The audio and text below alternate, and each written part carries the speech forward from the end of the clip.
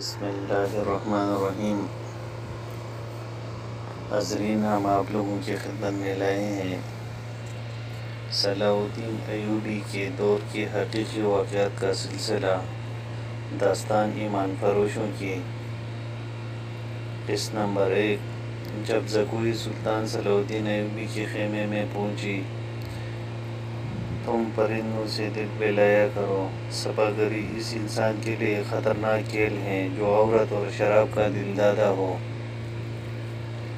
یہ تاریخی الفاظ سلطان صلاح الدین ایوبی نے اپنے چچا زاد بھائی خلیفہ الصالح کے ایک امیر سیف الدین کو لکھے تھے۔ ان دونوں نے صلیبیوں کو درپردہ مدد، زر و جواہرات کا لالچ دیا اور صلاح الدین ایوبی کو شکست دینے کی سازش کی۔ امیر سیف الدین اپنا مال و متاع چھوڑ کر بھاگا۔ اس کی ذاتی خیمہ گاہ سے رنگ برنگی پرندے، حسین اور جوان رقاصائیں اور گانے والے اساتذہ اور ساز و سازندے شراب کے مٹکے برآمد ہوئے۔ سلطان نے پرندوں، گانے والوں اور سازندوں کو آزاد کر دیا اور امیر سیف الدین کو اس مضمون کا خط لکھا: تم دونوں نے کفار کی پشت پناہی کر کے ان کے ہاتھوں میرا نام و نشان مٹانے کی ناپاک کوشش کی، مگر یہ نہ سوچا کہ تمہاری یہ ناپاک کوششیں عالم اسلام کا بھی نام و نشان مٹا سکتی تھی۔ تم اگر مجھ سے حسد کرتے ہو تو مجھے قتل کرا دیا ہوتا۔ تم مجھ پر 2 قاتلانہ حملے کرا چکے ہو، دونوں ناکام ہوئے۔ اب ایک اور کوشش کر کے دیکھ لو، ہو سکتا ہے کامیاب ہو جاؤ۔ اگر تم مجھے یقین دلا دو کہ میرا سر میرے تن سے جدا ہو جائے تو اسلام اور زیادہ سربلند رہے گا، تو رب کعبہ کی قسم میں اپنا سر تمہاری تلوار سے کٹواؤں گا اور تمہارے قدموں میں رکھنے کی وصیت کروں گا۔ میں صرف تمہیں یہ بتا دینا چاہتا ہوں کہ کوئی غیر مسلم مسلمان کا دوست نہیں ہو سکتا۔ تاریخ تمہارے سامنے ہے، اپنا ماضی دیکھو۔ شاہ فرنگ اور ریمانڈ جیسے اسلام دشمن تمہارے دوست اس لیے ہیں کہ تم نے انہیں مسلمانوں کے خلاف جنگ میں اترنے کی شاہ اور مدد دی ہے۔ اگر وہ کامیاب ہو جاتے تو ان کا اگلا شکار تم ہوتے اور اس کے بعد ان کا یہ خواب بھی پورا ہو جاتا کہ اسلام صفحہ ہستی سے مٹ جائے۔ تم جنگجو قوم کے فرد ہو، فن سپاہگری تمہارا قومی پیشہ ہے۔ ہر مسلمان اللہ کا سپاہی ہے، مگر ایمان اور کردار بنیادی شرط ہے۔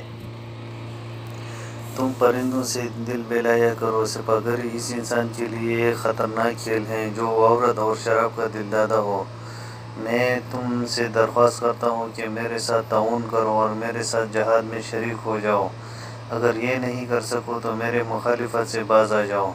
میں تمہیں کوئی سزا نہیں دوں گا، اللہ تمہارے گناہ معاف کرے۔ صلاح الدین ایوبی ایک یورپی مورخ لین پول لکھتا ہے: صلاح الدین کے ہاتھوں جو مال غنیمت لگا اس کا کوئی حساب نہیں تھا۔ جنگی قیدی بھی بے اندازہ تھے۔ سلطان نے تمام تر مال غنیمت 3 حصوں میں تقسیم کیا۔ ایک حصہ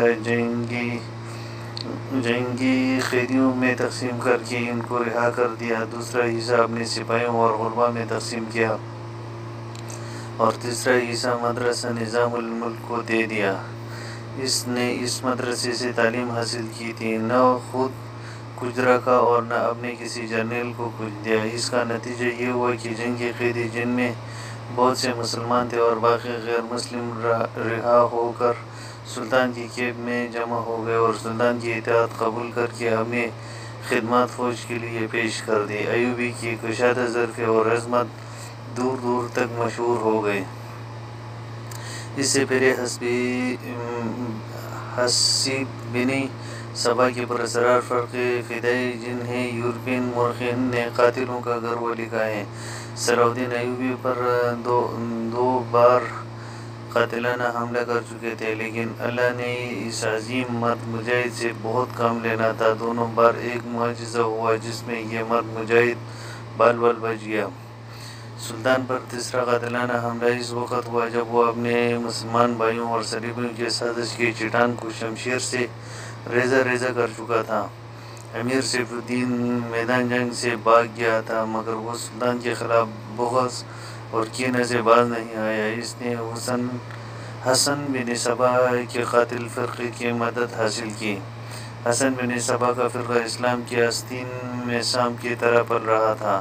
اس کا تفصیلی تعارف بہت ہی طویل ہے، مختصر یہ کہ جس طرح زمین سورج سے دور ہو کر گناہوں کا گہوارہ بن گئی ہے، اسی طرح ایک حسن بن صبا نامی ایک شخص نے اسلام سے الگ ہو کر نبیوں اور پیغمبروں والی عظمت حاصل کرنے کا منصوبہ بنایا۔ وہ اپنے آپ کو مسلمان ہی کہلاتا رہا اور ایسا گروہ بنا لیا جو تلسیماتی طریقوں سے لوگوں کو اپنا پیروکار بناتا۔ اس مقصد کے لیے اس گروہ نے نہایت حسین لڑکیاں، نشہ آور جڑی بوٹیاں، ہپناٹائزم اور چرب زبانی جیسے طریقے اپنائے۔ بیشت بنائی جس میں جا کر پتھر بھی موم ہو جاتے تھے۔ اپنے مخالفین کو قتل کرانے کے لیے ایک گروہ تیار کیا۔ قتل کے طریقے خفیہ اور پراسرار ہوتے تھے۔ اس فرقے کے افراد اس قدر چالاک، ذہین اور نڈر تھے کہ بیس بدل کر بڑے بڑے جرنیلوں کے باڈی گارڈ بن جاتے تھے، اور جب کوئی پراسرار طریقے سے قتل ہو جاتا تو قاتلوں کو سراغ ہی نہیں مل پاتا۔ کچھ عرصہ بعد یہ فرقہ قاتلوں کا گروہ کے نام سے مشہور ہوا۔ یہ لوگ سیاسی قتل کے ماہر تھے، زہر بھی استعمال کیا کرتے تھے جو حسین لڑکیوں کے ہاتھوں شراب میں دیا جاتا تھا۔ بہت مدت تک یہ فرقہ اسی مقصد کے لیے استعمال ہوتا رہا۔ اس کے پیروکار فدائی کہلاتے تھے۔ سلطان صلاح الدین ایوبی کو نہ تو لڑکیوں سے دھوکہ دیا جا سکتا تھا اور نہ ہی شراب سے، وہ ان دونوں سے نفرت کرتا تھا۔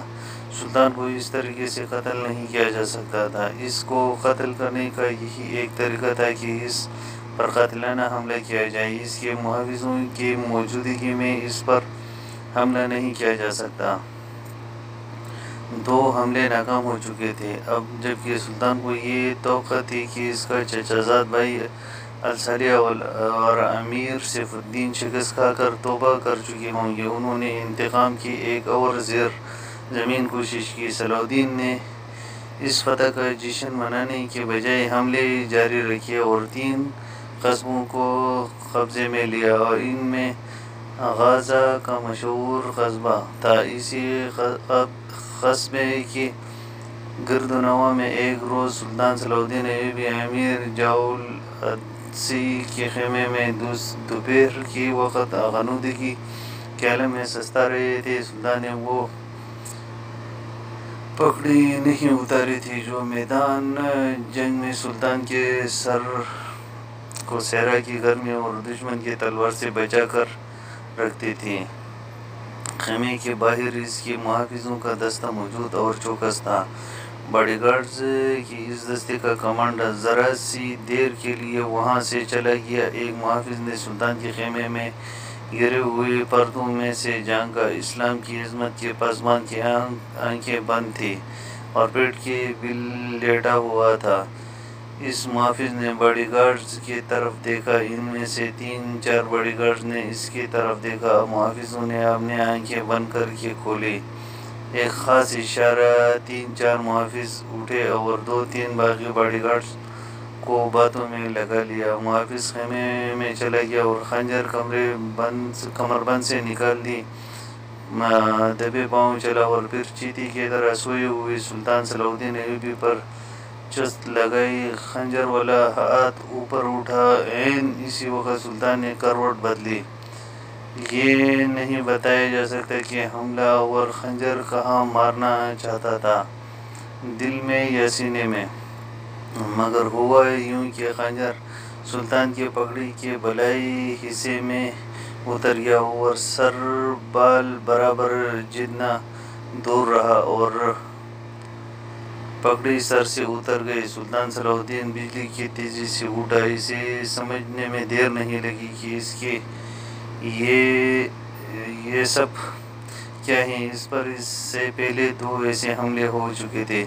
اس نے اس پر بھی اظہار نہیں کیا کہ حملہ آور خود اس کے باڈی گارڈ کی وردیوں میں تھے، جس جسے اس نے خود اپنے باڈی گارڈز کے لیے منتخب کیا تھا۔ اس نے ایک سانس برابر بھی اپنا وقت ضائع نہ کیا۔ حملہ اور اپنا خنجر پگڑی سے کھینچ رہا تھا۔ ایوبی کا سر ننگا تھا۔ اس نے بھرپور طاقت سے ایک اونچا حملہ اور کے توڑی پر دے مارا۔ ہڈی ٹوٹنے کی آواز آئی۔ حملہ آور کا جبڑا ٹوٹ چکا تھا۔ وہ پیچھے کی طرف گرا اور اس کے منہ سے ہیبت ناک آواز نکلی۔ اس کا خنجر ایوبی کے پگڑی میں رہ گیا تھا۔ ایوبی نے اپنا خنجر نکال لیا تھا۔ اتنے میں دو محافظ اندر آئے۔ ان کے ہاتھوں میں تلواریں تھیں۔ سلطان صلاح الدین نے ان سے کہا کہ ان کو زندہ پکڑو، لیکن یہ دونوں محافظ سلطان صلاح الدین پر ٹوٹ پڑے۔ سلطان صلاح الدین نے ایک خنجر سے دو تلواروں کا مقابلہ کیا۔ یہ مقابلہ 1-2 منٹ کا تھا، کیونکہ تمام باڈی گارڈز اندر داخل ہوئے تھے۔ سلطان صلاح الدین یہ دیکھ کر حیران تھا کہ اس کے باڈی گارڈز 2 حصوں میں تقسیم ہو کر ایک دوسرے کو لہو لہان کر رہے تھے۔ اسے چونکہ معلوم ہی نہ تھا کہ اس میں اس کا دوست کون ہے اور دشمن، سو وہ اس معرکے میں شامل ہی نہیں ہوا۔ کچھ دیر بعد باڈی گارڈز میں چند مارے گئے، کچھ بھاگ گئے، کچھ زخمی ہوئے، تو انکشاف ہوا کہ یہ جو دستہ سلطان صلاح الدین ایوبی کی حفاظت پر مامور تھا، اس میں 7 فدائی تھے جو سلطان صلاح الدین کو قتل کرنا چاہتے تھے۔ انہوں نے اس کام کے لیے صرف ایک فدائی کو اندر خیمے میں بھیجا تھا۔ اندر صورتحال بدل گئی تو دوسرے بھی اندر چلے گئے۔ اصل محافظ بھی اندر چلے گئے۔ وہ صورتحال سمجھ گئے، سو سلطان صلاح الدین ایوبی بچ گیا۔ سلطان نے اپنے پہلے حملہ آور ہونے والے کی شارک پر تلوار رکھ کر پوچھا کہ وہ کون ہے اور اس کو کس نے بھیجا ہے۔ سچ کہنے پر سلطان نے اس کے ساتھ جان بخشی کا وعدہ کیا۔ اس نے کہا کہ وہ فدائی ہیں اور اس کو کے مشتاقین جیسے بغض۔ بعض مورخین نے گمشتگین بھی لکھا ہے، نے بھیجا ہے۔ گمشتگین الصالح کے قلعے کا ایک گورنر تھا۔ اصل واقعات کی طرف آنے سے پہلے یہ ضروری معلوم ہوتا ہے کہ ان واقعات سے پہلے کے دور کو دیکھا جائے۔ سلطان کے نام، عظمت، اسلام کی عظمت اور اس کی کارنامے سے مسلم اور نان مسلم کون واقف نہیں؟ ملت اسلامیہ تو سلطان ایوبی کو بھول ہی نہیں سکتے۔ مسیحی دنیا بھی سلطان ایوبی کو رہتے دنیا تک یاد رکھے گی، کیونکہ سلطان ایوبی صلیبی جنگوں اور صلیبیوں کے دور حکومت میں ایک مسلمان شہر تھا جس نے ہزاروں زخم دیے مسیحی برادری کو۔ سو لہٰذا یہ ضروری معلوم نہیں ہوتا کہ سلطان صلاح الدین ایوبی کی شجر نسب کو تفصیل سے بیان کیا جائے۔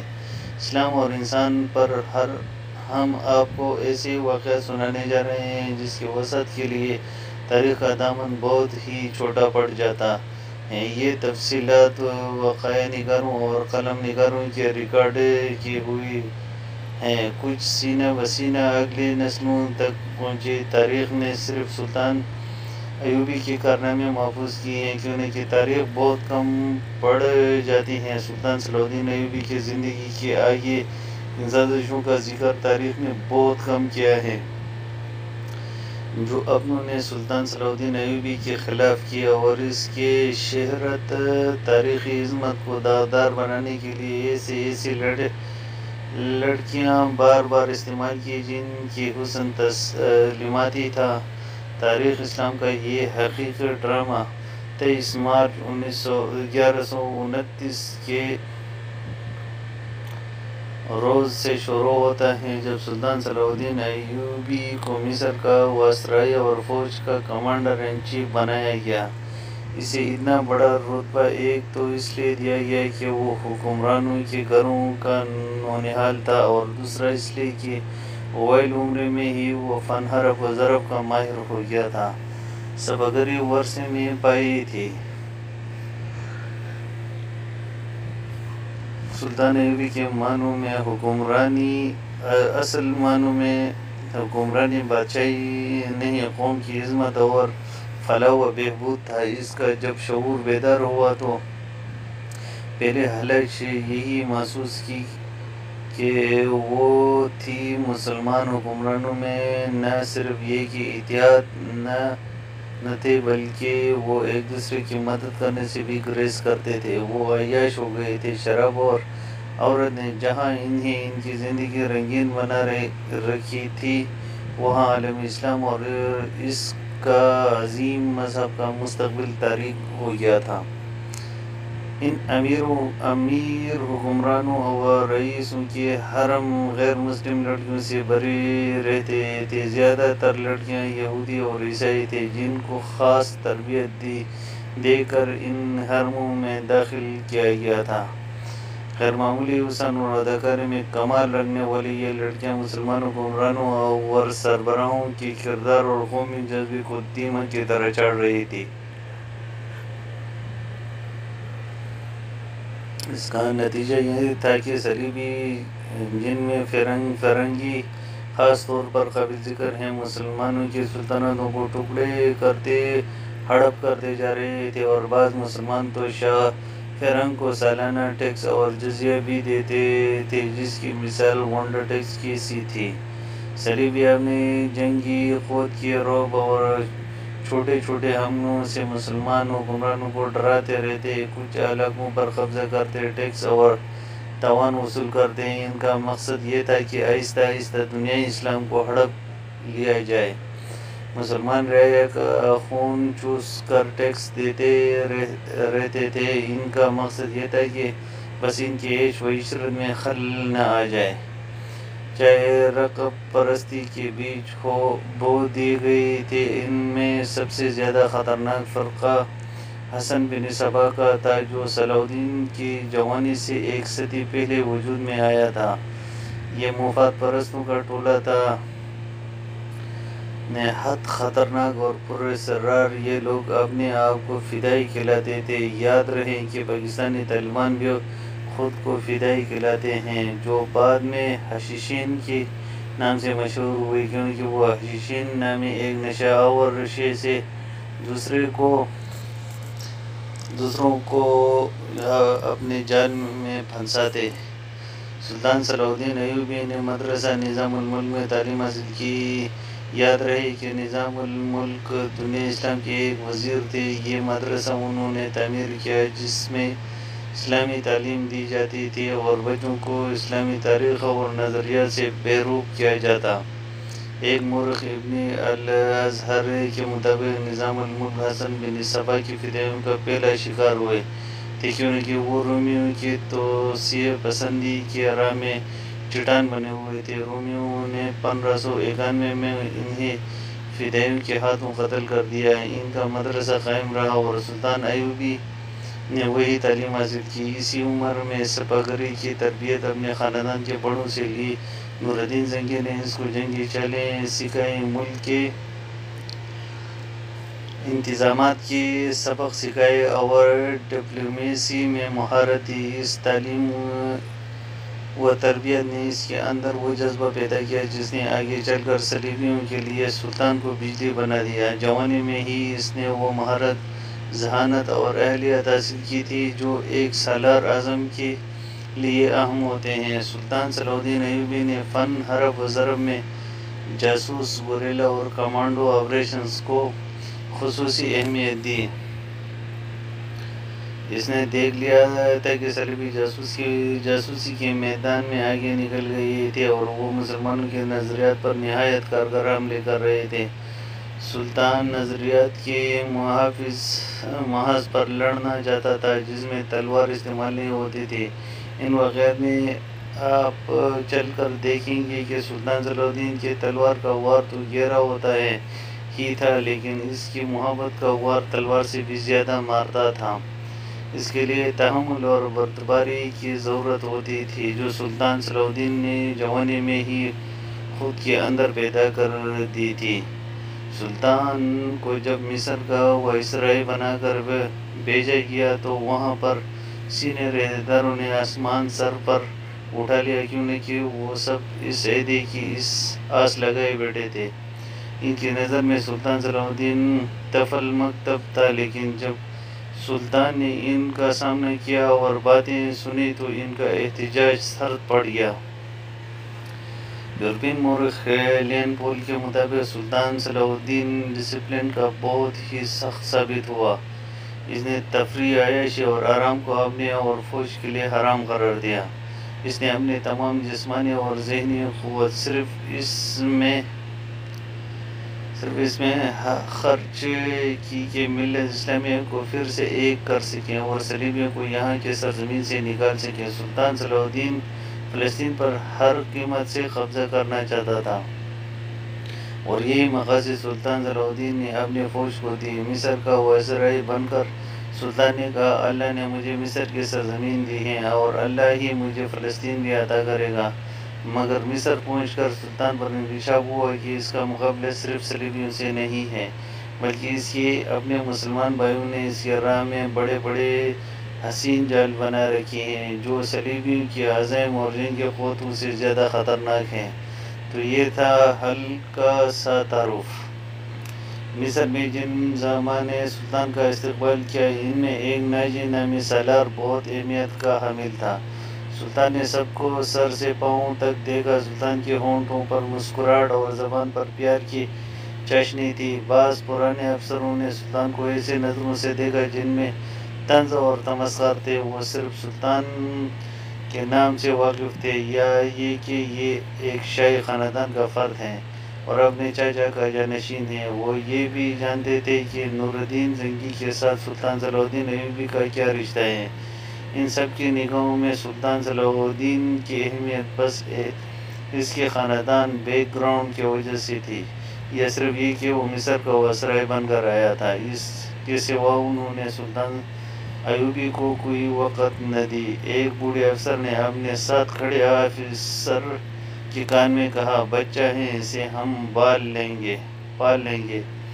اس وقت کی مورخ یہ نہیں لکھ پائی کہ آیا سلطان صلاح الدین ایوبی نے ان کی نظریں بانپ لی تھی کہ نہیں۔ وہ استقبال کرنے والے اس ہجوم میں بچہ لگ رہا تھا۔ البتہ جب وہ ناجی کے سامنے ہاتھ ملانے کے لیے رکا تو اس کے چہرے پر تبدیلی آ گئی۔ وہ ناجی سے ہاتھ ملانا چاہتا تھا لیکن ناجی جو اس کے باپ کی عمر کا تھا سب سے پہلے دربار خوشامدیوں کی طرح جھکا، پھر ایوبی سے بغلگیر ہو گیا۔ اس نے ایوبی کی پیشانی کو چوم کر کہا، میرے خون کا آخری قطرہ بھی آپ کی حفاظت کے لیے ہوگا۔ تم میرے پاس زنگی اور شردہ کی امانت ہو۔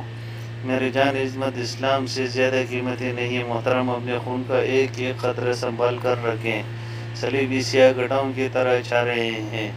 سلطان نے کہا۔ ناجی جواب میں مسکرائے جیسے سلطان نے کوئی لطیفہ سنایا ہو۔ سلطان اس تجربہ کار سالار کی مسکراہٹ کو غالباً نہیں سمجھ سکا۔ ناجی فاطمی خلافت کا پروردہ سالار تھا۔ وہ مصر میں باڈی گارڈز کا کمانڈر ان چیف تھا جس کے نفری 50,000 تھے اور سارے کے سارے نفری سوڈانی تھے۔ یہ فوج اس وقت کے جدید ہتھیاروں سے لیس تھی اور یہی فوج ناجی کا ہتھیار بن گئے تھے جس کے زور پر ناجی بے تاج بادشاہ بن گیا تھا۔ وہ سازشوں اور مفاد پرستوں کا دور رہا۔ اسلامی دنیا کی مرکزیت ختم ہو گئی تھی۔ صلیبیوں کی بھی نہایت دلکش تخریب کاریاں شروع رہی۔ زر پرستی اور تعیش کا دورہ تھا۔ جس کے پاس ذرا سی بھی طاقت تھی وہ اس کو دولت اور اقتدار کے لیے استعمال کرتا تھا۔ سوڈانی باڈی گارڈز فوج کا کمانڈر ناجی مصر میں حکمرانوں اور دیگر سربراہوں کے لیے دہشت بنا ہوا تھا۔ اللہ نے اس کو ساز دماغ دیا تھا۔ ناجی کو اس دور کا بادشاہ ساز کہا جاتا تھا۔ بنانے اور بگاڑنے میں خصوصی مہارت رکھتا تھا۔ اس نے سلطان صلاح الدین کو دیکھا تو اس کے چہرے پر ایسی مسکراہٹ آئی جیسے ایک کمزور اور نحیف بھیڑ کو دیکھ کر ایک بھیڑیے کے دانت نکل آتے ہیں۔ سلطان صلاح الدین اس زہر ہندا کو سمجھ نہیں سکا۔ سلطان صلاح الدین کے لیے یہ سب سے زیادہ اہم آدمی ناجی ہی تھا کیونکہ وہ 50,000 باڈی گارڈز کا کمانڈر رہا اور سلطان صلاح الدین کو فوج کی بہت اشد ضرورت تھی۔ سلطان صلاح الدین سے کہا کہ حضور بڑے لمبے مسافر سے تشریف لائے ہیں، پہلے آرام کر لیں۔ تو سلطان صلاح الدین نے کہا، میرے سر پر جو دستار رکھی گئی ہے میں اس کے لائق نہ تھا، اس دستار نے میرے نیند اور آرام ختم کر دی ہیں۔ کیا آپ حضرات مجھے اس چھت کے نیچے لے کر نہیں جائیں گے جس کے نیچے میرے فرائض میرا انتظار کر رہے ہیں؟ کیا حضور کام سے پہلے طعام لینا پسند کریں گے؟ اس کے نائب نے کہا۔ سلطان صلاح الدین نے کچھ سوچا اور اس کے ساتھ چل پڑا۔ لمبے رنگے باڈی گارڈ اس عمارت کے سامنے دور دورہ دیوار بن کر کھڑے تھے جس میں کھانے کا انتظام کیا گیا تھا۔ سلطان صلاح الدین نے فوجیوں، خط بتہ اور ہتھیار دیکھے تو اس کے چہرے پر رونق آ گئے، لیکن دروازے پر قدم رکھتے ہی یہ رونق ختم ہوئی۔ وہاں 4 نوجوان لڑکیاں جن کے جسموں میں زہد، شکن، لچک اور شانوں پر بکھرے ہوئے ریشمی بالوں میں قدرت کا حسن سمایا ہوا تھا، ہاتھوں میں پھولوں کے پتیوں سے بھری ہوئی ٹوکریاں لی ہوئی کھڑی تھی۔ انہوں نے سلطان کے قدموں میں پتیاں پھینکنا شروع کیا اور اس کے ساتھ دف کے تال پر طاؤس، رباب اور شہنائیوں کا مسحور کن نغمہ ابھرا۔ سلطان صلاح الدین نے راستے میں پھولوں کی پتیاں دیکھ کر قدم پیچھے کر لے۔ ناجی اور اس کا نائب سلطان کے دائیں بائیں تھے، وہ دونوں جھک گئے اور سلطان کو آگے بڑھنے کی دعوت دی۔ یہ وہ انداز تھا جو مغلوں نے ہندوستان میں رائج کیا تھا۔ سلطان پھولوں کی پتیاں مسلنا نہیں آیا۔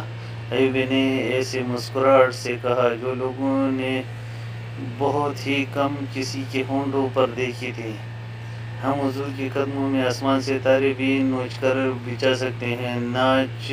ناجی نے کہا، اگر میرے راہ میں کچھ بچھانا ہی چاہتے ہو تو وہ ایک ہی چیز ہے جو مجھے بہت بھاتی ہے۔ سلطان صلاح الدین نے کہا، آپ حکم دیں، وہ کون سی چیز ہے جو سلطان کے دل کو بھاتی ہے؟ ناجی کے نائب نے کہا، صلیبیوں کی لاشیں۔ سلطان نے مسکرا کر کہا، مگر جلد ہی یہ مسکراہٹ ختم ہو گئی، اس کی آنکھوں سے شعلے نکلنے لگے۔ اس نے دھیمی آواز میں، جس میں غضب اور عتاب چھپا ہوا تھا، کہا، مسلمانوں کی زندگی پھولوں کی سیج نہیں جانتے ہو۔ صلیبی سلطنت ملت اسلامیہ کو چون کی طرح کھا رہے ہیں، اور جانتے ہو کہ وہ کیوں کامیاب ہو رہے ہیں؟ صرف اس لیے کہ ہم نے پھولوں کی پتیوں پر چلنا شروع کیا۔ ہم نے اپنے بچوں کو ننگا کر کے ان کی عصمتیں رون ڈالی۔ میری نظریں فلسطین پر لگی ہوئی ہیں، تم میرے راہ میں پھول ڈال کر مصر سے بھی اسلامی جھنڈا اتروا دینا چاہتے ہو؟ کیا؟ سلطان صلاح الدین نے سب کو ایک نظر سے دیکھا اور دبے سے کہا، اٹھا لو یہ پھول میرے راستے سے، میں نے ان پر قدم رکھا تو میری روح چلنی ہو جائے گی۔ گھٹا دو ان لڑکیوں کو میری نظروں سے، ایسا نہ ہو کہ کہیں میری تلوار ان کی زلفوں میں الجھ کر بیکار ہو جائے۔ حضور کی جاہ حشمت، مجھے حضور نہ کہو۔ سلطان صلاح الدین نے بولنے والے کو یوں ٹوک دیا جیسے تلوار سے کسی کی گردن کاٹ دی ہو۔ سلطان نے کہا، حضور وہ ہیں جن کے نام کا تم کلمہ پڑھتے ہو، جن کا میں غلام ہوں، دام ہوں، میری جان فدا ہو اس حضور پر جن کے مقدس پیغام کو میں نے سینے میں کر رکھا ہے۔ میں یہی پیغام لے کر مصر آیا ہوں۔ صلیبی مجھ سے یہ پیغام چھین کر بحر روم میں ڈبو دینا چاہتے ہیں، شراب میں ڈبو دینا چاہتے ہیں۔ میں بادشاہ بن کر نہیں آیا ہوں۔ لڑکیاں کسی کے اشارے پر پھولوں کی پتیاں اٹھا کر وہاں سے ہٹ گئی تھی۔ سلطان تیزی سے دروازے کے اندر چلا گیا۔ ایک وسیع کمرہ تھا جس میں ایک لمبی میز رکھی گئی تھی جس پر رنگا رنگ پھول رکھے ہوئے تھے۔ ان کے بیچ بروسٹ کی گئی بکروں کے بڑے بڑے ٹکڑے، سالم مرغ اور جانے کیا کیا رکھا گیا تھا۔ سلطان صلاح الدین رک گیا اور اپنے نائب سے کہا کہ کیا مصر کا ہر ایک بادشاہ ایسا ہی کھانا کھاتا ہے؟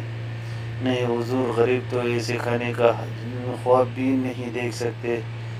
نائب نے کہا، تم کس قوم کے فرد ہو؟ سلطان نے کہا، کیا ان لوگوں کی قوم الگ ہیں جو ایسے کھانوں کا خواب بھی نہیں دیکھ سکتے؟ کسی طرف سے کوئی جواب نہیں آیا۔ اس جگہ جتنے ملازم ہیں اور جتنے سپاہی ڈیوٹی پر ہیں ان سب کو بلاؤ اور یہ کھانا ان کو دے دو۔ سلطان صلاح الدین نے لپک کر ایک روٹی اٹھائی، اس پر 2-3 بوٹیاں رکھی اور کھڑے کھڑے کھانے لگا۔ نہایت تیزی سے روٹی کھا کر پانی پیا اور باڈی گارڈز کی کمانڈر ناجی کو ساتھ لے کر اس کمرے میں چلا گیا جو وائسرائے کا دفتر تھا۔ 2 گھنٹے بعد ناجی دفتر سے نکلا، دوڑ کر اپنے گھوڑے پر سوار ہوا، ایڑ لگائی اور نظروں سے اوجھل ہوا۔ رات ناجی کے 2 کمانڈر جو اس کے ہمراز تھے بیٹھے اس کے ساتھ شراب پی رہے تھے۔ ناجی نے کہا، جوانی کا جوش ہے، تھوڑے دنوں میں ٹھنڈا کرا دوں گا۔ کم بخت جو بھی بات کرتا ہے کہتا ہے رب کعبہ کی قسم سلیبیوں کو ملت اسلامی سے باہر نکال کر ہی دم لوں گا۔ صلاح الدین ایوبی ایک کمانڈر نے طنزیہ کہا، اتنا بھی نہیں جانتا کہ ملت اسلامی کا دم نکل چکا ہے، اب سوڈانی حکومت کریں گے۔ کیا آپ نے اسے بتایا نہیں کہ یہ 50,000 کا لشکر سوڈانی ہے اور یہ لشکر جسے وہ اپنی فوج سمجھتا ہے صلیبیوں کے خلاف نہیں لڑے گا؟ دوسرے کمانڈر نے ناجی سے پوچھا، تمہارا دماغ ٹھکانے ہے؟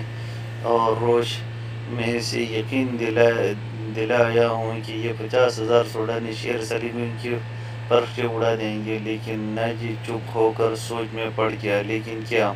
اس نے مجھے حکم دیا ہے کہ مصر کے باشندوں کی ایک فوج تیار کرو۔ اس نے کہا ہے کہ ایک ہی ملک کے فوج ٹھیک نہیں ہوتے۔ اس نے بولا کہ مصر کی فوج بنا کر ان میں شامل کر دو۔ ناجی نے کہا، تو آپ نے کیا جواب دیا؟ میں نے کہا کہ حکم کی تعمیل ہوگی، لیکن میں اس حکم کی تعمیل نہیں کروں گا۔ ناجی نے جواب دیا، مزاج کیسا ہے؟ اور روش نے کہا، ضد کا پکا معلوم ہوتا ہے۔ ناجی نے کہا، ایک دانش اور تجربے کے آگے تو وہ کچھ بھی لگتا نیا امیر مصر بن کر آیا ہے، کچھ روز یہ نشہ طاری رہے گا۔ دوسرے کمانڈر نے کہا، میں یہ نشہ اترنے نہیں دوں گا، اسی نشے میں ہی بدمست کر کے ماروں گا۔ ناجی نے جواب دیا، بہت دیر تک وہ سلطان کے خلاف باتیں کرتے رہے اور اس مسئلے پر غور کرتے رہے کہ اگر سلطان نے ناجی کی بے تاج بادشاہی کے لیے یہ خطرہ پیدا کر دیا تو وہ کیا کریں گے۔ ادھر سلطان اپنے نائبین کو سامنے بٹھائے یہ بات ذہن نشین کرا رہا تھا کہ وہ یہاں حکومت کرنے نہیں آیا اور نہ ہی کسی کو حکومت کرنے دے گا۔ اس نے انہیں کہا کہ اس کو جنگی طاقت کی ضرورت ہے اور اس نے یہ بھی کہا کہ اس کو یہاں کا فوجی ڈھانچہ بالکل پسند نہیں آیا۔ 50,000 باڈی گارڈز سوڈانی ہیں، ہمیں ملک کے ہر باشندے کو یہ حق دینا چاہیے کہ وہ ہماری فوج میں سے آئیں، اپنے جوہر دکھائیں اور مال غنیمت میں سے اپنا حصہ وصول کریں۔ یہاں کے عوام کا معیار زندگی اسی طرح بلند ہو سکتا ہے۔ میں نے ناجی کو کہہ دیا ہے کہ وہ عام بھرتی شروع کر دیں۔ کیا آپ کو یقین ہے کہ وہ آپ کے حکم کی تعمیل کرے گا؟ ایک ناظم نے اس سے پوچھا، کیا وہ حکم کی تعمیل سے گریز کرے گا؟ وہ حکم کی تعمیل سے گریز کر سکتا ہے، وہ حکم کی تعمیل نہیں اپنے منواتا ہے، فوجی امور اس کے سپرد ہیں۔ ناظم نے جواب دیا۔ سلطان ایوبی خاموش ہوا، جیسے اس پر کچھ اثر ہوا ہی نہیں ہو۔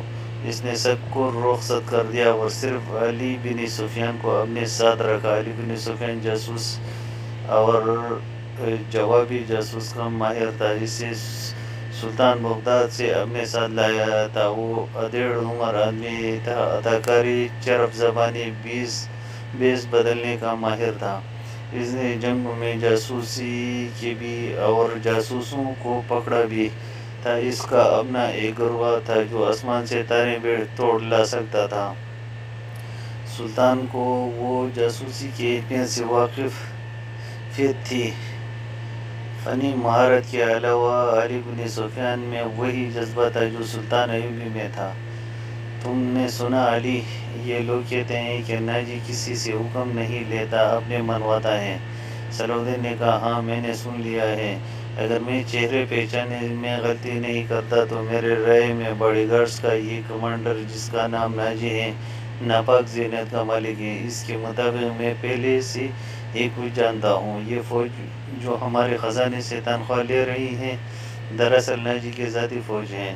اس نے حکومتی حلقوں میں ایسی سازشیں کی ہیں جس نے حکومتی ڈھانچے کو بے حد کمزور کر دیا ہے۔ آپ کا یہ فیصلہ بالکل بجا ہے کہ فوج میں ہر خطے کے سپاہی ہونے چاہیے۔ میں آپ کو تفصیلی رپورٹ دوں گا۔ مجھے شک ہے کہ سوڈانی فوج اس کے وفادار ہیں، ہمارے نہیں۔ آپ کو اس فوج کی تربیت اور تنظیم بدلنی پڑے گی یا ناجی کو سبکدوش کرنا پڑے گا۔ علی بن سفیان نے کہا، میں اپنے صفوں میں اپنے دشمن پیدا نہیں کرنا چاہتا۔ ناجی اپنے گھر کا بیدی ہے، اس کو سبکدوش کر کے دشمن بنا لیا دانشمندی نہیں۔ ہمارے تلوار غیروں کے لیے ہیں، اپنوں کو خون بہانے کے لیے نہیں۔ میں ناجی کی ذہنیت کو پیار اور محبت سے بدل سکتا ہوں۔ تم اس فوج کی ذہنیت معلوم کرنے کی کوشش کرو اور مجھے ٹھیک رپورٹ دو کہ فوج کہاں تک ہمارے وفادار ہے۔